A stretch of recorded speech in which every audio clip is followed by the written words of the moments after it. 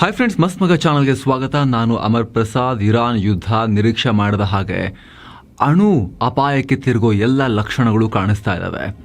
ಈಗ ಇಬ್ಬರೂ ಕೂಡ ಪರಸ್ಪರ ಅಣು ಕೇಂದ್ರಗಳನ್ನ ಟಾರ್ಗೆಟ್ ಮಾಡಿಕೊಂಡು ದಾಳಿ ಮಾಡಿದ್ದಾರೆ. ಇಸ್ರೇಲ್ನ ನ್ಯೂಕ್ಲಿಯರ್ ಸಿಟಿ ಸಮೀಪಕ್ಕೆ ಮಿಸೈಲ್ ಬಂದು ಅಪ್ಪಳಿಸಿದೆ. ಈಗ ಇರಾನ್ ಟಾರ್ಗೆಟ್ ಮಾಡಿದೆ. ಒನ್ ಡೇ ಬಿಫೋರ್ ಅಷ್ಟೇ, ಅಂದರೆ ಒಂದಿನದ ಹಿಂದಷ್ಟೇ ಅಮೆರಿಕ ಇರಾನ್ನ ನತಾನ್ಸ್ ಅಣು ಕೇಂದ್ರದ ಮೇಲೆ ದೊಡ್ಡ ಏರ್ ಸ್ಟ್ರೈಕ್ ಮಾಡಿತ್ತು. 14 ಟನ್ ತೂಕದ ರಾಶಿ ರಾಶಿ ಬಂಕರ್ ಬಸ್ಟರ್ ಬಾಂಬ್ಗಳನ್ನು ಹಾಕಿತ್ತು. ಈಗ ಇರಾನ್ ಪ್ರತಿಕಾರಕ್ಕೆ ನಿಂತುಕೊಂಡಿದೆ. ಇಸ್ರೇಲ್ನ ಅಣು ಕೇಂದ್ರಗಳನ್ನು ಗುರಿಯಾಗಿಸಿ ದೊಡ್ಡ ದಾಳಿ ಮಾಡಿದೆ. ಅರಾದ್ ಮತ್ತು ಡಿಮೋನಾ ನಗರಗಳ ಮೇಲೆ ಮಿಸೈಲ್ ಅಪ್ಪಳಿಸಿವೆ.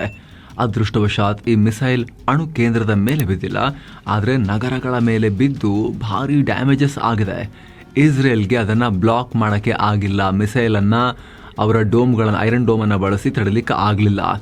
ಮಿಸೈಲ್ ಹೋಗಿ ಅಪ್ಪಳಿಸಿದೆ. ಮಿಸೈಲ್ ಈ ನ್ಯೂಕ್ಲಿಯರ್ ಸಿಟಿಗೆ ಯಾವ ಮಟ್ಟಿಗೆ ಅಂದರೆ, ಇದು ಯುದ್ಧ ಶುರುವಾದ ಮೇಲೆ ಇಸ್ರೇಲ್ಗೆ ಆಗಿರೋ ಅತಿ ದೊಡ್ಡ ಹಾನಿ ಇಲ್ಲಿ ತನಕದ್ದು.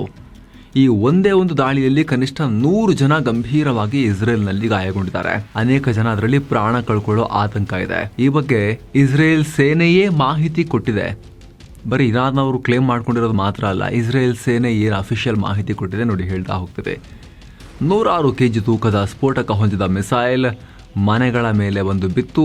ಅನೇಕ ಕಟ್ಟಡಗಳು ಧ್ವಂಸವಾಗಿವೆ. ಆ ಮಿಸೈಲನ್ನು ನಾವು ಬರಬೇಕಾದ್ರೆ ಗುರುತಿಸಿದ್ವಿ, ಆದರೆ ಅದನ್ನು ತಡೆಯೋಕ್ಕೆ ಆಗಿಲ್ಲ. ಆದರೆ ಇದು ಯಾವುದೇ ಹೊಸ ರೀತಿಯ ಮಿಸೈಲ್ ಅಂತ ನಮಗೆ ಅನಿಸ್ತಾ ಇಲ್ಲ. ಈ ಕ್ಯಾಟಗರಿ ಮಿಸೈಲ್ಗಳನ್ನು ಮುಂಚೆ ಕೂಡ ಬಂದಿದ್ವಿ, ನಾವು ಅದನ್ನು ಹೊಡೆದು ಹಾಕಿದ್ವಿ, ಆದರೆ ಈ ಸಲ ಹೊಡೆಯೋಕ್ಕೆ ಆಗಲಿಲ್ಲ ಅಂತ ಇಸ್ರೇಲ್ ಸೇನೆ ಅಧಿಕೃತವಾಗಿ ಹೇಳಿದೆ. ಇದು ಈಗ ಇಸ್ರೇಲ್ ಒಳಗಡೆ ಕೋಲಾಹಲಕ್ಕೆ ಕಾರಣ ಆಗಿದೆ. ಯಾಕಂದರೆ ದಾಳಿಗೊಳಗಾಗಿರೋ ಡಿಮೋನಾ ನಗರದಲ್ಲಿ ಇಸ್ರೇಲ್ನ ಪ್ರಮುಖ ನ್ಯೂಕ್ಲಿಯರ್ ಸೆಂಟರ್ ಇದೆ. ಇದನ್ನು ಗುರಿಯಾಗಿಸಿಕೊಂಡು ಇರಾನ್ ದಾಳಿ ಮಾಡಿರೋದು ಇಲ್ಲಿ ಸ್ಪಷ್ಟ. ಇದನ್ನು ಇರಾನ್ ಟಿವಿ ಕೂಡ ಕನ್ಫರ್ಮ್ ಮಾಡಿದೆ. ನತಾನ್ಸ್ ರೆಸ್ಪಾನ್ಸ್ ಅಂತ ಹೇಳಿದೆ. ನತಾನ್ಸ್ಗೆ ಹೊಡೆದ್ರಲ್ಲ, ಅದಕ್ಕೆ ಪ್ರತಿಯಾಗಿ ಅಂತ. ಅಫ್ಕೋರ್ಸ್ ಇಲ್ಲಿ ಮಿಸೈಲ್ ಅಣು ಕೇಂದ್ರಕ್ಕೆ ಹೋಗಿ ಅಪ್ಪಳಿಸಿಲ್ಲ. ಒಂದೋ ಮಿಸೈಲ್ ಟಾರ್ಗೆಟ್ ಫೇಲ್ ಆಗಿರಬೇಕು, ಪಕ್ಕದಲ್ಲಿ ಹೋಗಿ ಬಿದ್ದಿರಬೇಕು ಸ್ವಲ್ಪ ದೂರದಲ್ಲಿ, ಅಥವಾ ಇರಾನ್ ಇಸ್ರೇಲ್ಗೆ ವಾರ್ನಿಂಗ್ ಕೊಡೋ ಥರ ಮನಸ್ಸು ಮಾಡಿದ್ರೆ ಹೊಡಿಬಹುದು, ನಿಮ್ಮ ಅಣು ಕೇಂದ್ರ ಕೂಡ ನಮ್ಮ ರೀಚ್ನಲ್ಲೇ ಇದೆ ಅಂತ ಹೇಳೋಕೆ ಈ ರೀತಿ ಮಾಡಿರ್ಬೋದು. ಅಥವಾ ಅಣು ಕೇಂದ್ರವನ್ನು ಡೈರೆಕ್ಟಾಗಿ ಟಚ್ ಮಾಡಿದ್ರೆ ಇಸ್ರೇಲ್ ಅಣ್ವಸ್ತ್ರವನ್ನು ತೆಗೆದೇ ಬಿಡುತ್ತೆ ಅನ್ನೋ ಭಯದಲ್ಲೂ ಕೂಡ ಇರಾನ್ ಒಂಥರ ವಾರ್ನಿಂಗ್ ಶಾಟ್ ಥರ ಫೈರ್ ಮಾಡಿರ್ಬೋದು. ಆದರೆ ಇಲ್ಲಿರುವಂಥ ಪ್ರಶ್ನೆ, ಇಸ್ರೇಲ್ನ ಐರನ್ ಡೋಮಿಗೆ ಏನಾಯಿತು? ಇಸ್ರೇಲ್ನ ಈ ಮಿಸೈಲ್ ಡಿಫೆನ್ಸ್ ಸಿಸ್ಟಮ್ ಸಿಕ್ಕಾಬಟ್ಟೆ ಅಡ್ವಾನ್ಸ್ಡ್ ಆ್ಯಂಡ್ ಪವರ್ಫುಲ್ ಅಂತೇನು ಚರ್ಚೆ ಆಗುತ್ತೆ, ಅದಕ್ಕೆ ಏನಾಯಿತು? ಎಲ್ಲ ಕಡೆ ತಡಿತೀವಿ, ಆದರೆ ನ್ಯೂಕ್ಲಿಯರ್ ಪ್ಲಾಂಟ್ ಇರೋ ಕಡೆ, ಅಣು ಘಟಕ ಇರೋ ಕಡೆನೆ ಭದ್ರತೆ ಕಮ್ಮಿ ಇತ್ತ? ಹಾಗಾದರೆ ಇಲ್ಲೇ ತಡೀಲಿಕ್ಕೆ ಆಗಲಿಲ್ಲ ನಿಮಗೆ, ಯಾಕೆ ಅದನ್ನು ಹೊಡಿಲಿಲ್ಲ ಅನ್ನೋ ಪ್ರಶ್ನೆ ಈಗ ಕೇಳಲಾಗ್ತಿದೆ. ಹೀಗಾಗಿನೇ ಇಸ್ರೇಲ್ ವಾಯುಪಡೆ ಮತ್ತು ಹೋಮ್ ಫ್ರಂಟ್ ಕಮಾಂಡ್ ಇದರ ಬಗ್ಗೆ ತನಿಖೆ ಶುರು ಮಾಡಿದ್ದಾರೆ. ಈ ದಾಳಿ ಬಗ್ಗೆ ಇಂಟರ್ನ್ಯಾಷನಲ್ ಅಟಾಮಿಕ್ ಎನರ್ಜಿ ಏಜೆನ್ಸಿ ಅಥವಾ IAEA ಕೂಡ ಮಾಹಿತಿ ಕೊಟ್ಟಿದೆ. ದಾಳಿ ಆಗಿದೆ, ಆದರೆ ಇಸ್ರೇಲ್ನ ನ್ಯೂಕ್ಲಿಯರ್ ಘಟಕಕ್ಕೆ ಪೆಟ್ಟು ಬಿದ್ದಿಲ್ಲ, ಅಲ್ಲಿ ರೇಡಿಯೇಷನ್ ಲೀಕ್ ಆಗಿಲ್ಲ ಅಂತ ಹೇಳಿದೆ. ಇತ್ತ ಇಸ್ರೇಲ್ ಪ್ರಧಾನಿ ಬೆಂಜಮಿನ್ ನೆತನ್ಯಾಹು ಇದು ನಮಗೆ ತುಂಬ ಕಷ್ಟದ ರಾತ್ರಿ ಅನ್ನೋ ಹೇಳಿಕೆಯನ್ನು ಕೊಟ್ಟಿದ್ದಾರೆ. ಜೊತೆಗೆ ಈಗ ನಮ್ಮ ಶತ್ರುಗಳ ಮೇಲೆ ನಾವು ಎಲ್ಲ ಕಡೆಯಿಂದಲೂ ಕಠಿಣ ದಾಳಿ ಮುಂದುವರಿಸ್ತೀವಿ ಅನ್ನೋ ವಾರ್ನಿಂಗ್ ಕೊಟ್ಟಿದ್ದಾರೆ. ಸೊ ದೊಡ್ಡ ಪೆಟ್ಟನ್ನು ತಿಂದಿರೋ ಇಸ್ರೇಲ್ ಈಗ ಇನ್ನಷ್ಟು ಹುಚ್ಚೆದ್ದು ಇರಾನ್ನ ಸರ್ವ ದಿಕ್ಕುಗಳಿಂದಲೂ ನುಗ್ಗಿ ಹೊರಬರೋ ಲಕ್ಷಣಗಳು ಕಾಣಿಸ್ತಾ ಇದ್ದಾವೆ. ಇರಾನ್ ಮೇಲೆ ಇನ್ನೂ ಇದುವರೆಗೂ ಕಂಡು ಕೇಳರಿಯದ ಭೀಕರ ದಾಳಿಗಳು ಶುರುವಾಗುವ ಈಗ ಸಾಧ್ಯತೆಯ ಬಗ್ಗೆ ಆತಂಕಕಾರಿ ಚರ್ಚೆಗಳು ಶುರುವಾಗಿವೆ. ಇದಕ್ಕೆ ಪೂರಕವಾಗಿ ಟ್ರಂಪ್ ಕೂಡ ಇರಾನ್ಗೆ ಭಾರಿ ವಾರ್ನಿಂಗ್ ಕೊಟ್ಟಿದ್ದಾರೆ. ನೆಕ್ಸ್ಟ್ 48 hours ಒಳಗಡೆ ಹಾರ್ಮುಜ್ ಜಲಸಂಧಿ ಓಪನ್ ಮಾಡಲಿಲ್ಲ ಅಂದರೆ ನಿಮ್ಮನ್ನು ಬಿಡಲ್ಲ ಅಂತ ಹೇಳಿ ಡೆಡ್ ಲೈನ್ ಕೊಟ್ಟಿದ್ದಾರೆ, ಅಲ್ಟಿಮೇಟಮ್ ಕೊಟ್ಟಿದ್ದಾರೆ. 48 ಗಂಟೆ ಓಪನ್ ಮಾಡಬೇಕು, ಇಲ್ಲ ಅಂದರೆ ನಾವು ನಿಮ್ಮ ದೇಶದ ಪವರ್ ಪ್ಲಾಂಟ್ಗಳ ಮೇಲೆ ಡೈರೆಕ್ಟ್ ಆಗಿ ಹೊಡಿತೀವಿ ಅಂತ ಘೋಷಿಸಿದ್ದಾರೆ. ಓಪನ್ ಮಾಡಬೇಕು, ಅಲ್ಲಿ ಯಾವುದೇ ಬೆದರಿಕೆ ಇಲ್ಲದೆ ಹಡಗುಗಳ ಮುಕ್ತ ಸಂಚಾರಕ್ಕೆ ಅವಕಾಶ ಕೊಡಬೇಕು. ಒಂದು ವೇಳೆ ನಾವು ಹೇಳಿದ ಟೈಮ್ ಒಳಗಡೆ ಇರಾನ್ ಕೆಲಸ ಮಾಡಲಿಲ್ಲ ಅಂದರೆ ಪರಿಣಾಮ ಗಂಭೀರವಾಗಿರುತ್ತೆ. ಅಮೆರಿಕದ ಸೇನೆ ಇರಾನ್ನ ಪವರ್ ಪ್ಲಾಂಟ್ಗಳ ಮೇಲೆ ಸಂಪೂರ್ಣವಾಗಿ ನುಗ್ಗಿ ನಾಶ ಮಾಡಿಬಿಡುತ್ತೆ. ಈ ದಾಳಿ ಮಾಡುವಾಗ ನಾವು ಮೊದಲು ಇರಾನ್ನ ಅತಿ ದೊಡ್ಡ ಪವರ್ ಪ್ಲಾಂಟ್ ಮೇಲೇ ಸ್ಫೋಟಕಗಳನ್ನು ಸುರಿತೀವಿ, ಆಮೇಲೆ ಒಂದೊಂದಾಗಿ ಬೇರೆ ಪ್ಲಾಂಟ್ಗಳನ್ನು ಧ್ವಂಸ ಮಾಡ್ತಾ ಹೋಗ್ತೀವಿ ಅಂತ ಟ್ರಂಪ್ ಲಿಸ್ಟನ್ನು ಕೂಡ ಕೊಟ್ಟಿದ್ದಾರೆ. ಹಾಗೇನಾದರೂ ಪವರ್ ಪ್ಲಾಂಟ್ ಎಲ್ಲವನ್ನ ಹೊಡೆದು ಬಿಟ್ರೆ ಇರಾನ್ ಕಂಪ್ಲೀಟ್ ಆಗಿ ಕತ್ತಲಲ್ಲಿ ಮುಳುಗಬೇಕಾಗತ್ತೆ. ಇಡೀ ದೇಶ ಬೆಳಕೆ ಇಲ್ಲದೆ ಕರಾಳ ರಾತ್ರಿಗಳನ್ನು ನೋಡಬೇಕಾಗತ್ತೆ. ಇಷ್ಟು ಮಾತ್ರ ಅಲ್ಲ, ಇರಾನ್ಗೆ ಈಗ ಅಮೆರಿಕ ಭಯಾನಕ ದಿಗ್ಬಂಧನಗಳನ್ನು ಕೂಡ ಹಾಕ್ತಾ ಇದೆ. ಈಗ ಆಲ್ರೆಡಿ ಇರಾನ್ ಸುತ್ತ 50,000 ಅಮೆರಿಕನ್ ಸೈನಿಕರಿದ್ದಾರೆ. 2 ವಿಮಾನ ವಾಹಕ ಯುದ್ಧ ನೌಕೆಗಳಿವೆ. ಮೂರನೇ ಯುದ್ಧ ನೌಕೆ USS ಟ್ರಿಪೋಲಿ ಕೂಡ ಸಾವಿರಾರು ಸೈನಿಕರನ್ನು ಹೊತ್ತು ಅಲ್ಲಿಗೆ ಹೋಗ್ತಾ ಇದೆ. ಇದರ ನಡುವೆ ಈಗ USS ಬಾಕ್ಸರ್ ಅನ್ನೋ ಯುದ್ಧ ನೌಕೆ ಕೂಡ ಮಿಡಲ್ ಈಸ್ಟ್ ಕಡೆಗೆ ಪ್ರಯಾಣ ಶುರು ಮಾಡಿದೆ. ಇದರ ಜೊತೆಗೆ ಇನ್ನೂ 2 ಶಿಪ್ಗಳಲ್ಲಿ ಸುಮಾರು 2,500ಕ್ಕೂ ಅಧಿಕ ಮರೈನ್ ಕಮಾಂಡೋಸ್ ತಮ್ಮ ಬೇಸ್ ಕ್ಯಾಂಪ್ ಸ್ಯಾನ್ ಡಿಯಾಗೋದಿಂದ ಹೊರಟಿದ್ದಾರೆ. ಹಾಗೆ ನೋಡಿದ್ರೆ ಇವರು 3 ವಾರ ಬಿಟ್ಟು ಹೋಗಬೇಕಾಗಿತ್ತು. ಆದರೆ ಯುದ್ಧದ ಟೆನ್ಷನ್ ಜಾಸ್ತಿ ಆಗ್ತಿರೋದ್ರಿಂದ ಎಮರ್ಜೆನ್ಸಿಯಾಗಿ ಬೇಗ ಕಳಿಸ್ತಾ ಇದ್ದಾರೆ. ಸದ್ಯಕ್ಕೆ ಸೈನಿಕರನ್ನ ನೇರವಾಗಿ ಇರಾನ್ ಒಳಗಡೆ ನುಗ್ಗಿಸೋ ಯಾವುದೇ ನಿರ್ಧಾರವನ್ನು ಟ್ರಂಪ್ ಮಾಡಿಲ್ಲ. ಆದರೆ ಮುಂದಿನ ದಿನಗಳಲ್ಲಿ ಇರಾನ್ ವಿರುದ್ಧ ಗ್ರೌಂಡ್ ಆಪರೇಷನ್ ಮಾಡಬೇಕಾಗ ಬಂದರೆ ಸೈನಿಕರ ಕೊರತೆ ಆಗಬಾರದು ಅಂತ ಫುಲ್ ಫೋರ್ಸ್ ನಮ್ದಿರಬೇಕು ಅಂತ ಹೇಳಿ ಅಮೆರಿಕದ ಅಧಿಕಾರಿಗಳು ಹೇಳಿದ್ದಾರೆ. ಇನ್ನೊಂದು ಕಡೆ ಹಾರ್ಮುಜ್ ಜಲಸಂಧಿ ಅದರ ಬಳಿ ಇರಾನ್ನ ರೆವಲ್ಯೂಷನರಿ ಗಾರ್ಡ್ಸ್ ಬಳಸ್ತಾ ಇರೋ ಡ್ರೋನ್ ಮತ್ತು ಅಟ್ಯಾಕ್ ಬೋಟ್ಗಳನ್ನು ಹೊಡೆದುರುಳಿಸೋಕೆ ಅಮೆರಿಕ ಭಾರೀ ಕಾರ್ಯಾಚರಣೆಯನ್ನ ಶುರು ಮಾಡಿದೆ. ಇದಕ್ಕಾಗಿ ತನ್ನ A-10 ವಾಚ್ ಹಾಗ್ ಯುದ್ಧ ವಿಮಾನಗಳು ಹಾಗೂ ಅಪಾಚೆ ಹೆಲಿಕಾಪ್ಟರ್ಗಳನ್ನ ಅಮೆರಿಕ ಯೂಸ್ ಮಾಡ್ತಾ ಇದೆ. ಏನೋ ಇರಾನ್ನ ದಾಳಿಗಳು ತೀವ್ರವಾಗ್ತಿದ್ದ ಹಾಗೆ ಇಸ್ರೇಲ್ ಕೂಡ ಇರಾನ್ ಮೇಲೆ ರೇಡ್ ಮಾಡಿದೆ. ಡಜನ್ ಗಟ್ಟಲೆ ಶಸ್ತ್ರಾಸ್ತ್ರ ಮತ್ತು ಮಿಸೈಲ್ ಸ್ಟೋರೇಜ್ ಫೆಸಿಲಿಟೀಸ್ ಮೇಲೆ ಸ್ಫೋಟಕಗಳನ್ನ ಹಾಕಿದೆ. ಇರಾನ್ನ ಮಿಸೈಲ್ ಲಾಂಚರ್ಗಳು, ಅತ್ಯಾಧುನಿಕ ಏರ್ ಡಿಫೆನ್ಸ್ ಸಿಸ್ಟಮ್ಗಳು ಎಲ್ಲವನ್ನ ಧ್ವಂಸ ಮಾಡಲಾಗಿದೆ ಅಂತ ಇಸ್ರೇಲ್ ಹೇಳಿದೆ. ಇಸ್ರೇಲ್ನ ಆರ್ಭಟಕ್ಕೆ ರಾತ್ರಿಯಿಡೀ ಭಯದ ವಾತಾವರಣ ಇತ್ತು. ಎಲ್ಲೆಲ್ಲೂ ಭಾರಿ ಶಬ್ದ ಕೇಳಿಬಂತು. ಅತ್ಯಂತ ಕೆಟ್ಟ ರಾತ್ರಿಯನ್ನು ನಾವು ನೋಡಬೇಕಾಯಿತು ಅಂತ ಇರಾನ್ ಜನ ಹೇಳ್ಕೊಂಡಿದ್ದಾರೆ. ಇತ್ತ ಈ ಯುದ್ಧ ಇನ್ನು ಹಲವು ವಾರಗಳ ಕಾಲ ನಡೆಯಬಹುದು ಅಂತ ಇಸ್ರೇಲ್ ಸೇನಾ ಮುಖ್ಯಸ್ಥರು ಹೇಳಿದ್ದಾರೆ. ಈ ಬಗ್ಗೆ ಮಾತನಾಡಿರೋ ಇಸ್ರೇಲ್ ಸೇನೆಯ chief of staff lieutenant general Eyal Zamir, ನಾವು ಈ ಯುದ್ಧ ಕೇವಲ ಅರ್ಧ ದಾರಿಯಲ್ಲಿದ್ದೀವಿ. ನಮ್ಮ ಗುರಿ ಇನ್ನೂ ಕ್ಲಿಯರ್ ಆಗಿದೆ. ಕೇವಲ 1 ವಾರದಲ್ಲಿ ನಮಗೆ ಪಾಸ್ ಓವರ್ ಅಂದರೆ ಫೆಸ್ಟಿವಲ್ ಆಫ್ ಫ್ರೀಡಮ್ ಹಬ್ಬ ಬರ್ತಾ ಇದೆ. ಆ ಹಬ್ಬದ ಟೈಮ್ನಲ್ಲೂ ಕೂಡ ನಾವು ನಮ್ಮ ಸ್ವಾತಂತ್ರ್ಯಕ್ಕಾಗಿ ಹೋರಾಟವನ್ನು ಮುಂದುವರಿಸ್ತೀವಿ. ನೀವು ಸೇಫ್ ಆಗಿರಿ ಅಂತ ಇಸ್ರೇಲ್ ಜನರಿಗೆ ಇಸ್ರೇಲ್ನ ಸೇನೆ ಹೇಳಿದೆ. ಇನ್ನು ಸ್ನೇಹಿತರೆ, ಈ ಅನಿಶ್ಚಿತ ಅನ್ಸರ್ಟನ್ ವರ್ಲ್ಡ್ನಲ್ಲಿ ಪ್ರತಿಯೊಬ್ಬರು ಕೂಡ ಅವರವರ ವೈಯಕ್ತಿಕ ಮಟ್ಟದಲ್ಲಾದರೂ ಕೂಡ ಒಂದಷ್ಟು ಸ್ಟೆಬಿಲಿಟಿಗೋಸ್ಕರ, ಸ್ಥಿರತೆಗೋಸ್ಕರ, ಅದು ಮುಖ್ಯವಾಗಿ ಆರೋಗ್ಯಕ್ಕೆ ಸಂಬಂಧಪಟ್ಟಂತೆ ಸ್ಥಿರತೆಗೆ, ಆರ್ಥಿಕ ಭದ್ರತೆಗೆ ಸಂಬಂಧಪಟ್ಟಂತೆ ಸ್ಥಿರತೆಗೆ ಒಂದಷ್ಟು ಕ್ರಮಗಳನ್ನು ತಗೋಬಹುದು. ಅದರಲ್ಲಿ ಮುಖ್ಯವಾಗಿ health insurance and term insurance. Health insurance ಮಾಡಿಸಿದಾಗ ಅಟ್ಲೀಸ್ಟ್ ಆರೋಗ್ಯದ ಗ್ಯಾರಂಟಿ ಇರುತ್ತೆ. ಉತ್ತಮ ಗುಣಮಟ್ಟದ ಹಾಸ್ಪಿಟಲ್ಸಲ್ಲಿ, ಟಾಪ್ ಡಾಕ್ಟರ್ಸ್ ಹತ್ರ, ಟಾಪ್ ಹಾಸ್ಪಿಟಲ್ಸಲ್ಲಿ ಟಾಪ್ ಲೆವೆಲ್ ಟ್ರೀಟ್ಮೆಂಟನ್ನು ಫ್ರೀಯಾಗಿ ಮಾಡಿಸ್ಕೋಬೋದು. ಇನ್ಶೂರೆನ್ಸ್ ಮೂಲಕ ಅದರ ಬಿಲ್ ಪೇಮೆಂಟ್ ಆಗುತ್ತೆ ಅಂತ ಎಲ್ರಿಗೂ ಗೊತ್ತಿದೆ. ಆದರೆ ತುಂಬ ಜನ ಮಾಡಿಸಿರೋದಿಲ್ಲ. ಹಾಗೆ ಟರ್ಮ್ ಇನ್ಶೂರೆನ್ಸ್ ಮಾಡಿಸಿದಾಗ ಸ್ನೇಹಿತರೆ, ನೀವು 1 ಕೋಟಿಗೆ ಮಾಡಿಸಿರ್ತೀರ, 2 ಕೋಟಿಗೆ ಮಾಡಿಸಿರ್ತೀರ, ವಾಟ್ ಎವರ್ ದ ಅಮೌಂಟ್, ಈಗಂತೂ 400-500 ರೂಪಾಯಿಗೆಲ್ಲ 1 ಕೋಟಿ ರೂಪಾಯಿನ ಟರ್ಮ್ ಇನ್ಶೂರೆನ್ಸ್ ಸಿಗುತ್ತೆ ಯಂಗ್ ಏಜ್ನಲ್ಲಿ ಜಾಯ್ನ್ ಆಗೋರಿಗೆ. ಅವಾಗ ಏನಾಗುತ್ತೆ, ದುಡಿತಾ ಇರೋ ವ್ಯಕ್ತಿಯನ್ನ ಫ್ಯಾಮಿಲಿ ಏನಾದರೂ ಅಕಸ್ಮಾತಾಗಿ ಕಳ್ಕೊಂಡ್ರೆ ದುರದೃಷ್ಟವಶಾತ್, ಅವಾಗ ಆ ಅಮೌಂಟ್ ಲಂಸಮ್ ಆಗಿ 1 ಶಾಟ್ನಲ್ಲಿ ಟ್ಯಾಕ್ಸ್ ಫ್ರೀ ಆಗಿ ಫ್ಯಾಮಿಲಿಗೆ ಸಿಗುತ್ತೆ.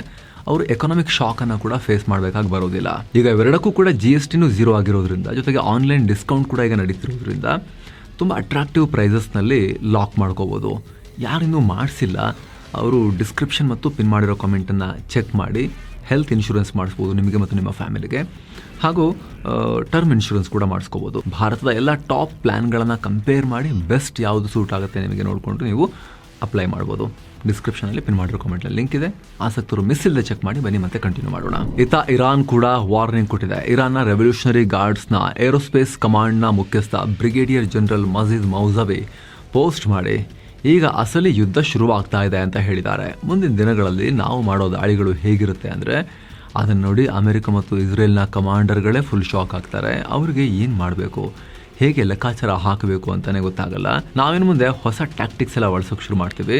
ಹೊಸ ಲಾಂಚ್ ಸಿಸ್ಟಮ್ಗಳನ್ನು ಈ ಕದನದಲ್ಲಿ ನಾವು ಬಳಸೋಕೆ ಶುರು ಮಾಡ್ತೀವಿ ಅಂತ ಹೇಳಿದ್ದಾರೆ. ಹಾಗೆ ಇರಾನ್ನ ಮಿಸೈಲ್ ಡಾಮಿನೆನ್ಸ್ ಕದನದಲ್ಲಿ ಮುಂದುವರೆದಿದೆ ನಮ್ಮ ತಾಕತ್ತು ಅನ್ನೋ ಹೇಳಿಕೆಯನ್ನು ಕೊಟ್ಟಿದ್ದಾರೆ. ಇನ್ನು ಇರಾನ್ ಈಗ ಇಸ್ರೇಲ್ನ ಜೆಟ್ ಹೊಡೆದು ಹಾಕಿದ್ದೀವಿ ಅಂತ ಹೇಳಿದೆ. ಇರಾನ್ನ ಸೆಂಟ್ರಲ್ ಭಾಗದಲ್ಲಿ ಇಸ್ರೇಲ್ಗೆ ಸೇರಿದ F-16 ಕಾರ್ಯಾಚರಣೆ ಮಾಡ್ತಾ ಇತ್ತು. ಈ ವೇಳೆ ನಮ್ಮ ಏರ್ ಡಿಫೆನ್ಸ್ ಬಳಸಿ ಅದನ್ನು ಹೊಡೆದು ಹಾಕಿದ್ದೀವಿ. ಇದರ ಜೊತೆಗೆ ಮತ್ತೊಂದು ವಿಮಾನದ ಮೇಲೂ ಕೂಡ ನಾವು ದಾಳಿ ಮಾಡಿದ್ದೀವಿ ಅಂತ ಇರಾನ್ ಹೇಳಿದೆ. ಆದರೆ ಆ 2ನೇ ವಿಮಾನ ಯಾವುದು ಅನ್ನೋದ್ರ ಬಗ್ಗೆ ಹೆಚ್ಚಿನ ಮಾಹಿತಿಯನ್ನು ಕೊಟ್ಟಿಲ್ಲ. ಇತ್ತ ಇರಾನ್ನ ಈ ಹೇಳಿಕೆಗೆ ಇಸ್ರೇಲ್ ಡಿಫೆನ್ಸ್ ಫೋರ್ಸ್ ರಿಯಾಕ್ಟ್ ಮಾಡಿದೆ. ನಮ್ಮ ಒಂದು ವಿಮಾನದ ಮೇಲೆ ಸರ್ಫೇಸ್ ಟು ಏರ್ ಮಿಸೈಲ್ ಮೂಲಕ ದಾಳಿ ಪ್ರಯತ್ನ ಆಗಿದೆ.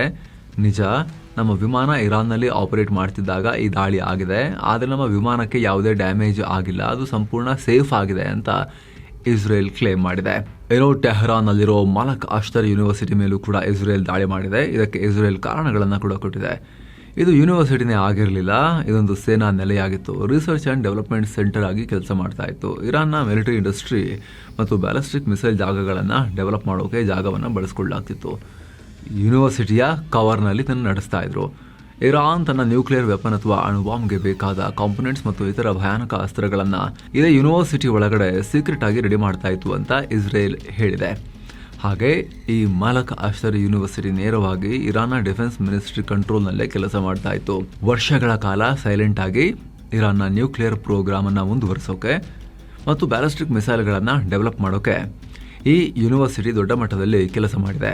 ಹೀಗಾಗಿ ಇದನ್ನು ಧ್ವಂಸ ಮಾಡಿದ್ದೀವಿ ಅಂತ ಇಸ್ರೇಲ್ ಹೇಳಿದೆ. ಏನೋ ಟ್ರಂಪ್ರ ವಿಚಿತ್ರ ಹೇಳಿಕೆಗಳು ಮುಂದುವರೆದಿವೆ.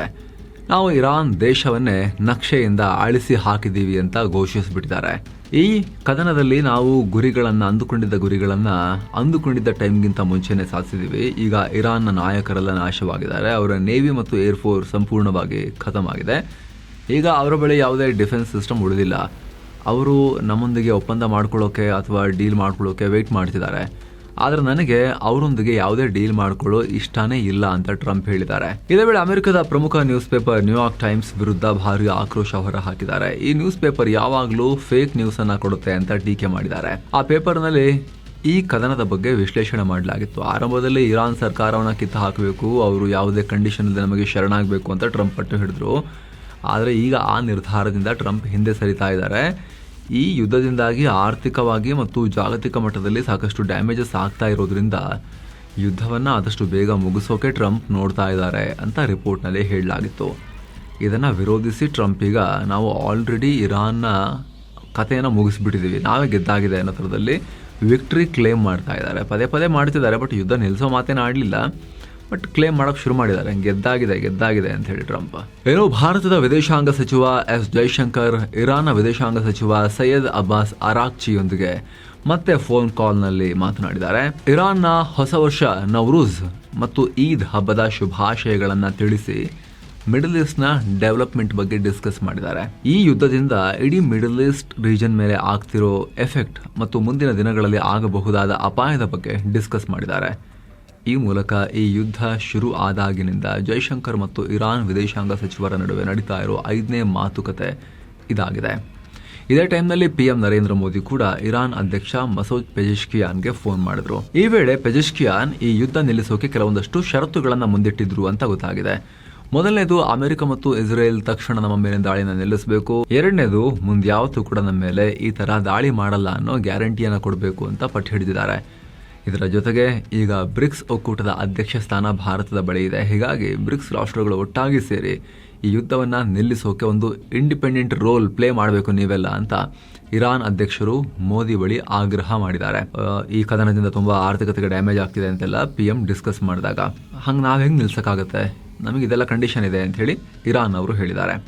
ಇದೇ ವೇಳೆ ಇರಾನ್ ನಾವು ಈ ಯುದ್ಧವನ್ನು ಶುರು ಮಾಡಿರೋದು ಅವರು, ಕಾರಣ ಇಲ್ಲದೆ ಅಮೆರಿಕ ಇಸ್ರೇಲ್ ನಮ್ಮ ಮೇಲೆ ದಾಳಿ ಮಾಡಿದ್ದಾರೆ.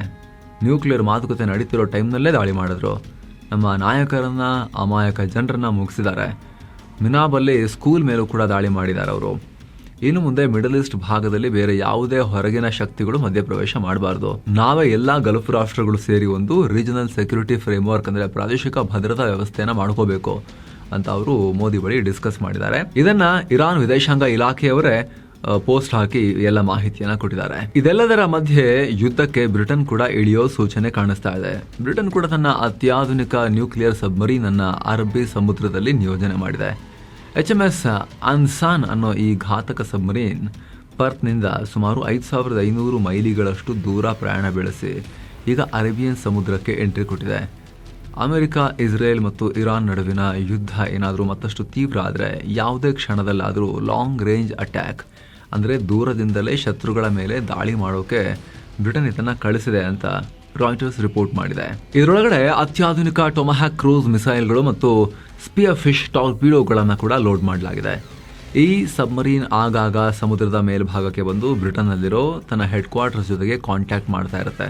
ಒಂದು ವೇಳೆ ಶತ್ರುಗಳ ಮೇಲೆ ಅಟ್ಯಾಕ್ ಮಾಡಲೇಬೇಕು ಅಂತ ಬ್ರಿಟನ್ ಪ್ರಧಾನಿ ಆರ್ಡರ್ ಮಾಡಿದ್ರೆ ಈ ಸಬ್ಮರೀನಿಂದ ಕ್ಷಣಾರ್ಧದಲ್ಲಿ ಮಿಸೈಲ್ಗಳು ಹಾರಿ ಹೋಗ್ತವೆ. ಟ್ರಂಪ್ ಬ್ರಿಟನ್ಗೆ ನೀವೇನ್ರಿ ಯುದ್ಧಕ್ಕೆ ಬರ್ತಾ ಇಲ್ಲ, ಕೈ ಕೊಟ್ಬಿಟ್ರಲ್ಲ ಅಂತ ಹೇಳಿ ಹೀನಾಮಾನವಾಗಿ ಬೈತಿರೋ ಬೆನ್ನಲ್ಲೇ ಬ್ರಿಟನ್ ಒಂದು ಸಬ್ಮರೀನ್ ಕಳಿಸ್ಕೊಡೋ ನಿರ್ಧಾರವನ್ನ ಮಾಡಿದೆ. ಈಗ ಏನೋ ಯುದ್ಧದಿಂದಾಗಿ ಇರಾನ್ ಮತ್ತು ಅರಬ್ ರಾಷ್ಟ್ರಗಳ ನಡುವಿನ ಟೆನ್ಷನ್ ಮತ್ತಷ್ಟು ಹೆಚ್ಚಾಗಿದೆ.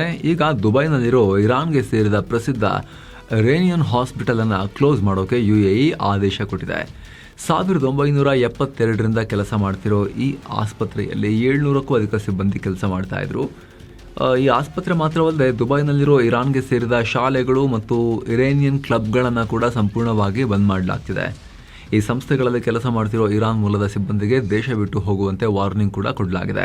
ಈ ರೇಂಜ್ಗೆ ಕಠಿಣ ನಿರ್ಧಾರ ತಗೊಳ್ಳೋಕೆ ಕಾರಣ ಇರಾನ್ ಮಾಡ್ತಿರೋ ದಾಳಿಗಳು ಈ UAE ಮೇಲೆ, ದುಬೈ ಮೇಲೆಲ್ಲ. ಅಮೆರಿಕ ಮತ್ತು ಇಸ್ರೇಲ್ ಜೊತೆಗಿನ ಯುದ್ಧ ಶುರುವಾದಾಗಿನಿಂದ ಇರಾನ್ ಗಲ್ಫ್ ರಾಷ್ಟ್ರಗಳ ಮೇಲೆ, ಅದರಲ್ಲೂ ಕೂಡ ವಿಶೇಷವಾಗಿ ಬರೀ UAE ಮೇಲೆ 2,000ಕ್ಕೂ ಅಧಿಕ ಮಿಸೈಲ್ ಹಾರಿಸಿದೆ ಮತ್ತು ಡ್ರೋನ್ಗಳನ್ನು ಹಾರಿಸಿದೆ. ಇದರಿಂದ ಸಿಟ್ಟಾಗಿರುವಂಥ UAE ತನ್ನ ದೇಶದಲ್ಲಿರೋ ಇರಾನ್ ಹೂಡಿಕೆಗಳನ್ನು ಬಂದ್ ಮಾಡಿಸ್ತಾ ಇದೆ. ಈ ಆಸ್ಪತ್ರೆ ಮತ್ತು ಶಾಲೆಗಳು ಇರಾನ್ ಸರ್ಕಾರ ಮತ್ತು ಇವರ ರೆವಲ್ಯೂಷನರಿ ಗಾರ್ಡ್ಸ್ ಕೋರ್ ಜೊತೆ ಲಿಂಕ್ ಹೊಂದಿವೆ.